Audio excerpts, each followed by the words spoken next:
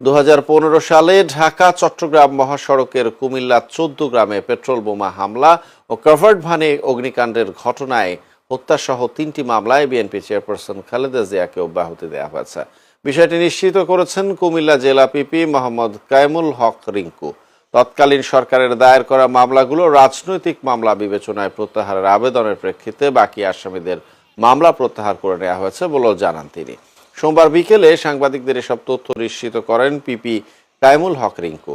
তিনি জানান 2015 সালের প্রেক্ষিতে মাননীয় আদালত সকল কিছু বিবেচনা করে ডিসচার্জের প্রেয়ারটা মঞ্জুর করে এবং খালেদা জিয়াকে এই মামলা দায়ের থেকে অব্যাহতি প্রদান করে। তৎকালীন সরকারের দায়ের করা মামলাগুলো রাজনৈতিক মামলা বিবেচনায় প্রত্যাহারের আবেদনের প্রেক্ষিতে বাকি আসামিদের মামলা প্রত্যাহার করে নেওয়া হয়েছে বলেও জানান তিনি।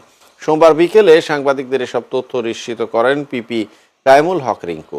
তিনি জানান 2015 সালের 3 ফেব্রুয়ারি 14 গ্রাম উপজেলার জগমোহনপুর গ্রামে একটি বাসে পেট্রোল বোমা হামলার ঘটনায় 8 যাত্রী নিহত হয়।